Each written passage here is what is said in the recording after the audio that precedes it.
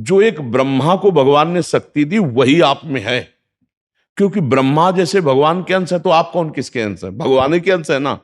बस हम क्या है, हम अपनी शक्तियों का प्रयोग नहीं कर पाए, हम उनको राम राम राम, कृष्ण कृष्ण कृष्ण, राधा राधा राधा, हरि हरि हरि, शिव शिव शिव शिव। यदि हम नाम जप कर रहे हैं तो निश्चित हमारे अंदर ज्ञान, वैराग्य, भक्ति सब जागृत हो जाएगा। पर पहले नाम पाप को नष्ट करता है। अब नाम में मन नहीं लग रहा, निरंतरता नहीं बन रही, मन पाप का चिंतन कर रहा है, इसलिए आप परेशान हो रहे हो। डिप्रेशन किस बात का? हमने जो पाप कर्म किए उनका दंड शरीर में मिल रहा है। शरीर बीमार है और मैं और दिमाग दो स्वस्थ है, इसलिए आनंद है। आपने क्या किया? आपने अपने को, दिमाग को बीमार कर दिया।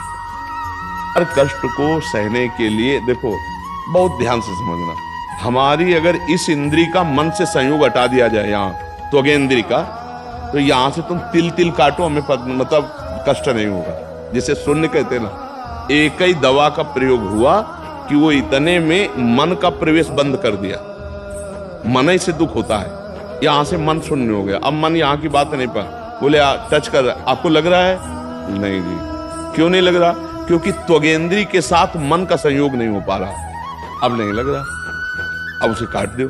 अगर मन का संयोग सावई मना कृष्ण पधार विद्यो, सोचो, अगर मन भगवान के आनंद में डूब रहा है और शरीर में भीषण पीड़ा है तो क्या फर्क पड़ेगा? और अगर मन संसार में डूब रहा है और शरीर स्वस्थ है तो क्या फर्क पड़ेगा? जल रहे, एसी में बैठे जल रहे, अंदर क्लेश, चिंता, शोक, भय, ये सब व्याकुलता। हमें लगता है अगर नाम जप में मन लगाओ, भगवान को आर्त भाव से पुकारो तो बात बन सकती है। क्योंकि अब मन को प्रभु में भगवदाकार करना ये तो कठिन है, पक्का कठिन। जैसे हमको राइफल चलाना कठिन है, हम जिंदगी में कभी पकड़े नहीं तो कैसे चला सकते हैं?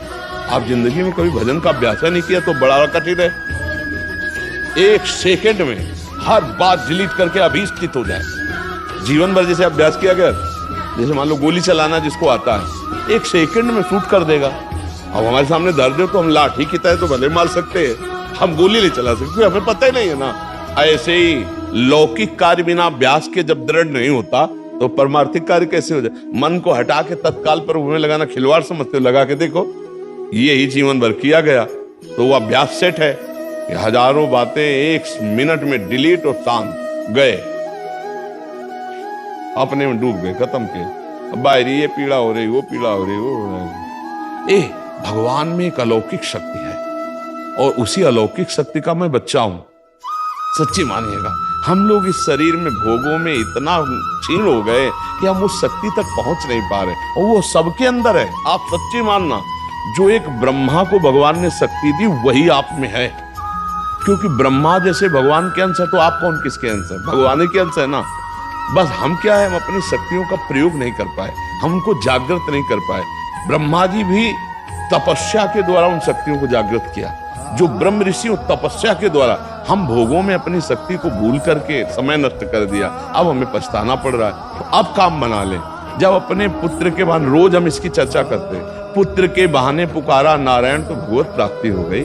अभी हमारी श्वासें तो हैं, हम जानबूझकर नारायण नारायण बोलेंगे, हरि हरि बोलेंगे, राधा राधा बोलेंगे तो हमारा कल्याण नहीं हो जाएगा। पर अब ऐसी स्थिति आपकी नहीं है कि आप मन को अपने शरीर से हटा के परमात्मा में स्थित कर दें। ये नहीं हो सकता। कल्याण तो हो सकता है, ये नहीं, क्योंकि इसका अभ्यास नहीं किया।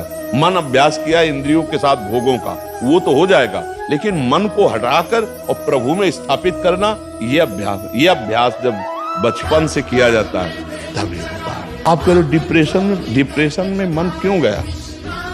क्योंकि उसको आनंद का जो खजाना मिलना था वो तो मिला नहीं जीवन में कहीं भी। अब जो शरीर आनंद भोगने का था वो भी धोखा दे रहा है, तो डिप्रेशन में नहीं पहुंच जाएगा वो। मन ही तो डिप्रेशन में जा रहा है ना, और आप मन में है, इसलिए आपको लगता है मैं डिप्रेशन में हूं। अभी ठीक हो जाओ अगर आप हमारी बात मान लो। राधा राधा राधा राधा, को करी तर्क बढ़ावे शाखा, अस कही जपन लगे हरि नामा, राधा राधा हरि हरि हरि। अभी आनंद आने लगेगा। काहे एक ही बार तो मरना है यार, तो दिक्कत काहे की है?